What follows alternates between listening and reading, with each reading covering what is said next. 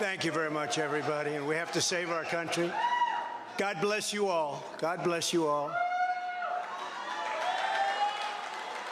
And I never thought anything like this could happen in America. Never thought it could happen.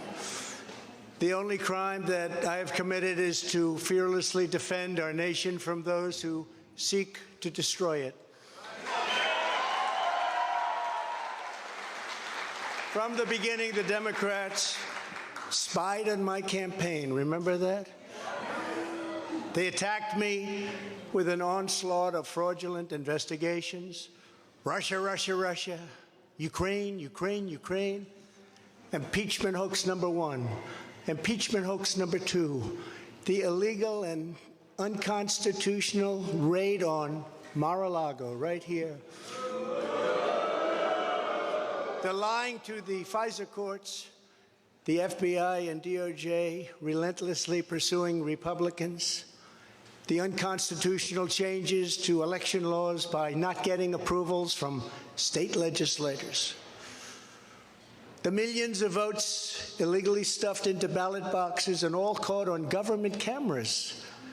And just recently, the FBI and DOJ, in collusion with Twitter and Facebook, in order not to say anything bad about the Hunter Biden laptop from hell, which exposes the Biden family as criminals and which, according to the pollsters, would have made a 17-point difference in the election result.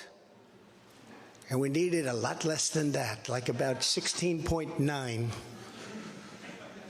It would have been in our favor, not my favor, our favor, because our country is going to hell.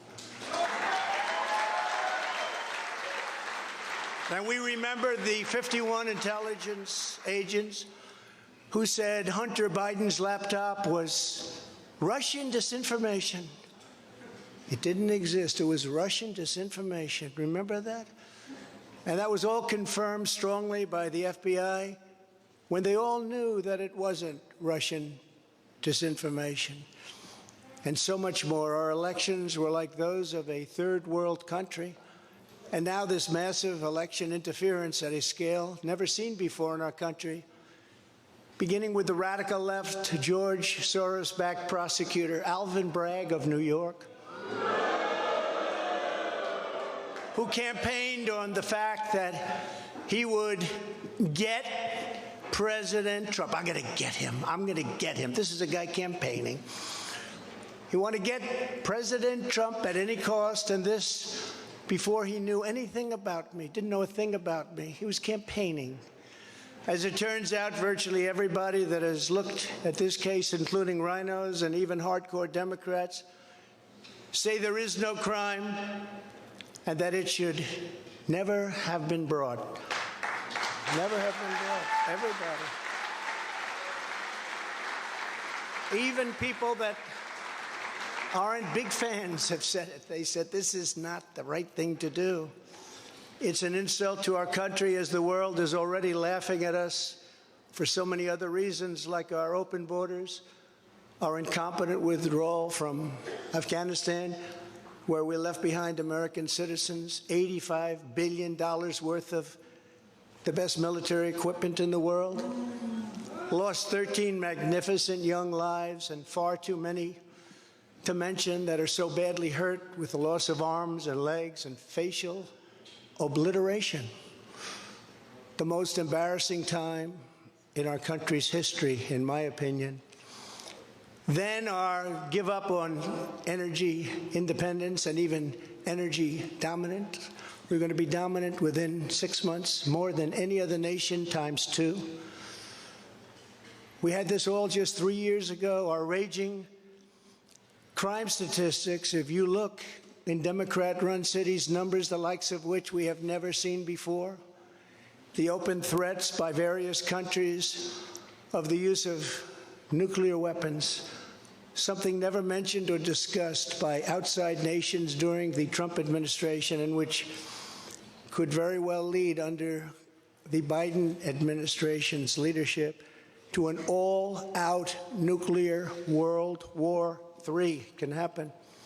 We're not very far away from it, believe it or not.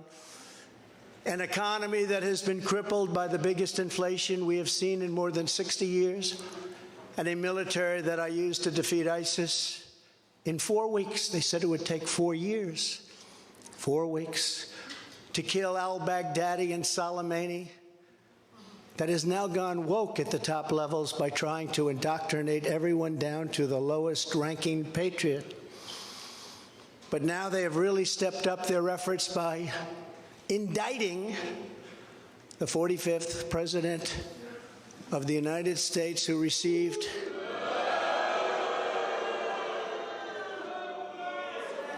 $75 million votes, which is more than any sitting president in the history of our country.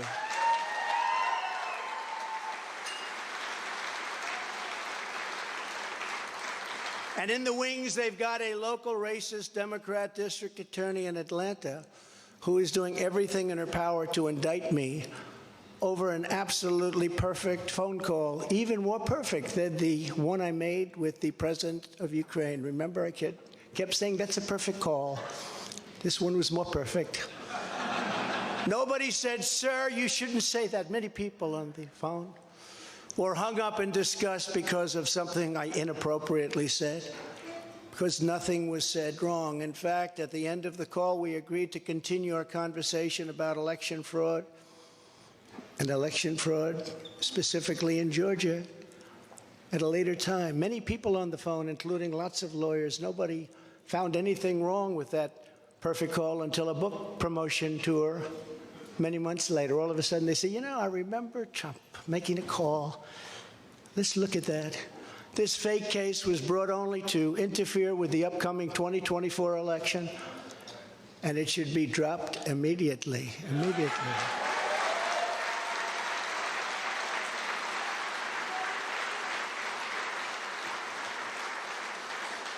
Then you have a radical left lunatic known as a bomb thrower who is harassing hundreds of my people day after day over the boxes hoax. You know, the boxes hoax, as we call it. Just so everyone knows, I come under what's known as the Presidential Records Act, which was designed and approved by Congress long ago just for this reason. Under the Act, I'm supposed to negotiate with NARA, the National Archives and Records Administration, which as of this date is a radical left troublemaking organization that red flags the Constitution of the United States and the Bill of Rights as dangerous and triggering. Can you imagine? This is what we have to deal with. But there is no criminality under the Presidential Records Act. That is not what it's all about. We were negotiating in very good faith, proper way, in order to return some or all of the documents that I openly and in very plain sight brought with me to Mar-a-Lago from our beautiful White House, just as virtually every other president has done in the past. When FBI and DOJ officials with NARA were here, I told my lawyer to show them the very secure storage room in which they were locked. The FBI's sole request in writing was, could you please put another lock on the door? We immediately complied. It's a lot different than the Biden situation, isn't it? The next thing I know, we were raided by many gun-toting FBI agents who took whatever they wanted, including my passports and medical records. Everybody was in shock. Nobody had ever heard of such a raid before. We can't even believe it. Who would think that that could happen today? I immediately thought of the Fourth Amendment that protects against unreasonable search and seizure. But they did it anyway because our justice system has become lawless.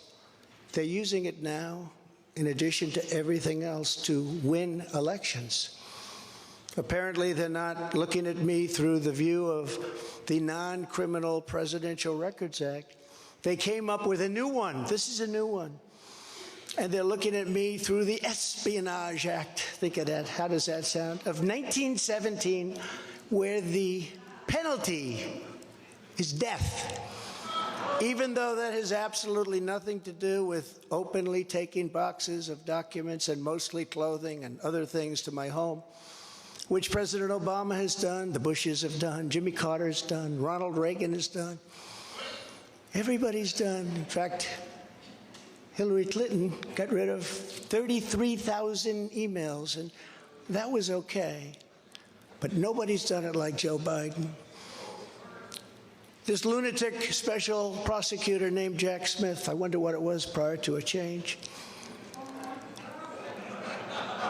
who others of his ilk say he is even worse than they are, is only looking at Trump, yet Joe Biden took massive amounts more documents, even removed many boxes to Chinatown. You believe that? Just got $10 million from China. Where did that come from? I guess they were banking on Hunter's expertise and had others stored in unsecured offices in Pennsylvania and strewn all over his garage floor where his now very famous Corvette is also stored. All over the floor, including classified documents. But that's okay. Perhaps most importantly, he has 1,850 boxes in Delaware, which he is refusing to give up. But isn't that real obstruction? That's obstruction. As president, I have the right to declassify documents, and the process is automatic. If I take them with me, it's automatic, declassify. Biden was vice president. He had absolutely no right to declassify as vice president. He doesn't come under the non-criminal Presidential Records Act. He comes under the very criminal Federal Records Act, unfortunately for him, but it's not going to matter because they don't follow the law, which has very severe penalties. He had classified documents that he took while he was a senator, which is absolutely inexcusable, and other senators, including Democrats, are outraged. But he's not being harassed and hounded like the people who work for me are. In fact, they seem to have forgotten about his documents entirely. So many, thousands and thousands. It's okay with him. They like to say that I'm obstructing, which I'm not, because I was working with NARA very nicely until the raid on my home. But Biden is obstructing by making it impossible to get the 1,850 boxes or explain why many documents were located in Chinatown. Can't explain it. Why were they in Chinatown? I don't know. Lastly, I'm under investigation. This time a civil investigation by another racist in reverse, who also campaigned on, "I will get Trump. I will get him." This was her campaign. Never ran for office. I will get him. Her name is Letitia James. And she proclaimed while campaigning, quote, "I look forward to going into the office of the Attorney General every single day, suing him, and then going home." Just before she knew me. She announced, "What is fueling my soul right now is Trump." And that she had her eyes on Trump Tower. Those eyes are focused on Trump Tower. Didn't know the young lady. She even assured her supporters in an election promise that we're going to definitely sue him. We're going to be a real pain in the ass. He's going to know my name personally. And then she claimed that I was an illegitimate president. Think of that. With all we did on energy, with all we did on the military, on taxes, biggest tax cuts in history, biggest regulation cuts in history, right to try, people able to get drugs now that aren't approved. Hopefully you don't have that problem. Letitia James vowed to use every area of the law to, quote, investigate President Trump and his business transactions. Those transactions are going to be investigated, she said. And that of her family and his family, because we're going after his family, and we're going after them hard. This is all before entering office and all before knowing anything at all about me, but she was going to get me. This is why, along with unrelenting crime, so many people and companies are leaving New York. She said that I falsified my financial statements, but in fact, we're proving and will prove that my financial statements were substantially more than we submitted, not less. And in all cases have a strong disclaimer clause in them which tells the institutions that may look at that if they want to, not to rely on the statement. But they've got a problem with their case because, number one, I'm very underleveraged. They can't believe it, all the stuff they read and gave, and have very little debt relative to the value of assets. And importantly, not one bank has lost even $1. She was investigating me to save banks. They have very good lawyers. But they didn't lose $1 with us during this period of time. In fact, the banks we're talking about made almost $200 million off Donald Trump, and they liked me very much. We never missed a payment, never got a default notice, had a great relationship with all of them. I don't need banks. They have a lot of cash. I built a great business with my family, built a fantastic business.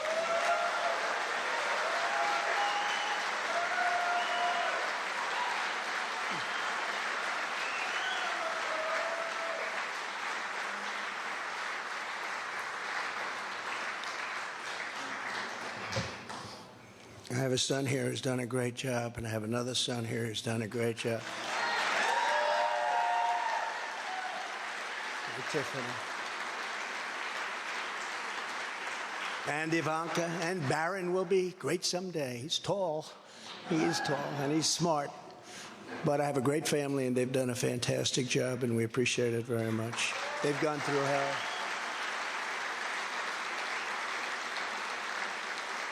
So she's suing me over banks that weren't defrauded, when she should be focused on violent crime that's driving people out of the state.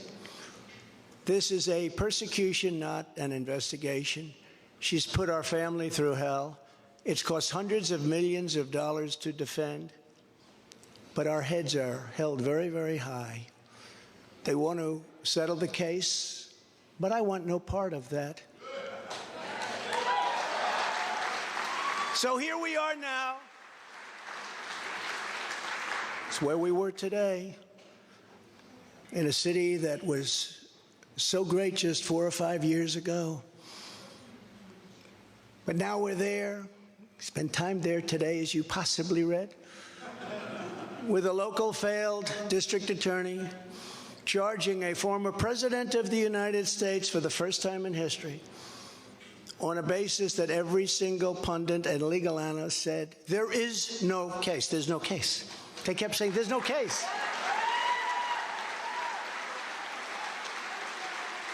Virtually everyone. But it's far worse than that, because he knew there was no case. That's why last week he delayed for a month and then immediately took that back and threw this ridiculous indictment together. Came out today, everybody said, this is not really an indictment. There's nothing here. My lawyers came to me and they said, there's nothing here. They're not even saying what you did. The criminal is the district attorney because he illegally leaked massive amounts of grand jury information,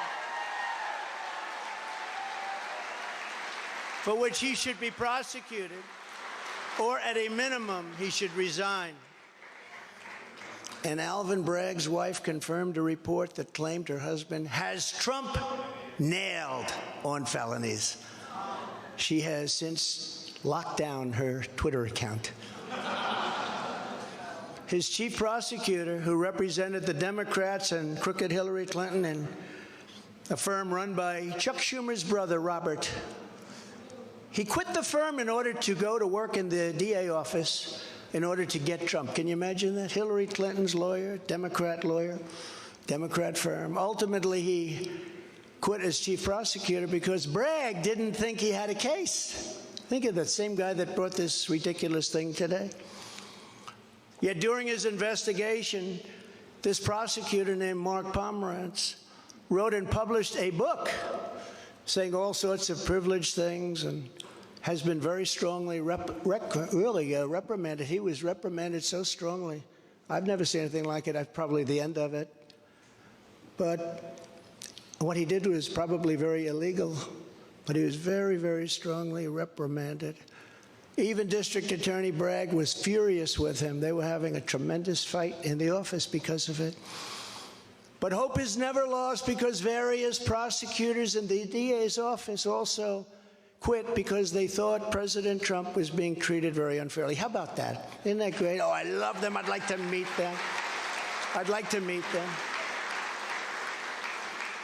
The DA's office even had a web page. Meet the team of executives who have done this to President Trump. That was the title. Isn't that nice? They immediately had to take it down. Meanwhile, overall crime in New York was up 30% last year, much more than that the year before, with felony assaults, robberies, and burglaries all up by massive, massive numbers. Not the same place that I know, not the same place that you know. And this is where we are right now. I have a Trump-hating judge with a Trump-hating wife and family whose daughter worked for Kamala Harris and now receives money from the Biden-Harris campaign, and a lot of it. We recently had another trial, and the same judge told the fine man who worked for me for many, many years that if you admit your guilt, you will be in jail for 90 days. But if you don't, if we go through a trial and you're found guilty, you're going away for 10 years and maybe longer, which for a 75-year-old man with a great family really means life. What the prosecutors and judge did to that man, I will never forget, because it's right out of the old Soviet Union. That's where we are. They said, you say anything about Trump, meaning that's bad, and you won't even have to serve the 90 days. You'll walk free. And they say that to many of my employees. We have this Jack Smith lunatic threatening people every single day through his representatives. They're threatening jail terms. But talk about Trump and you'll go free. This is where we are as a nation. Who would have thought? They can't beat us at the ballot box, so they try and beat us through the law. That's the country in which we live, however, right now. The USA is a mess. Our economy is crashing. Inflation is out of control. Russia has joined with China. Can you believe that? Saudi Arabia has joined with Iran.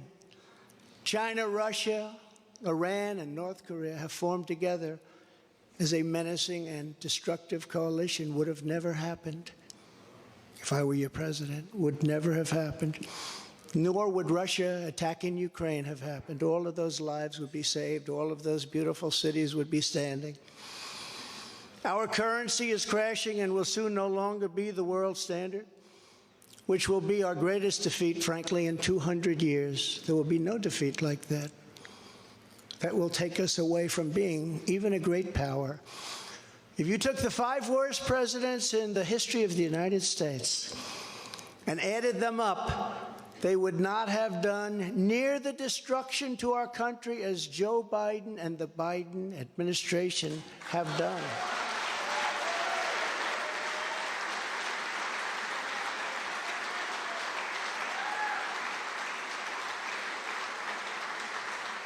Incredibly, we are now a failing nation. We are a nation in decline. And now these radical left lunatics want to interfere with our elections by using law enforcement. We can't let that happen.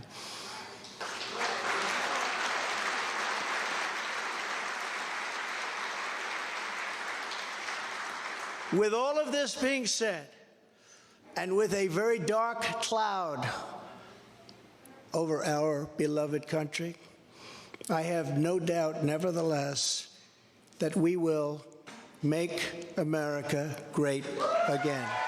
Thank you very much. God bless you. And God bless America. Thank you very much, everybody. Thank you.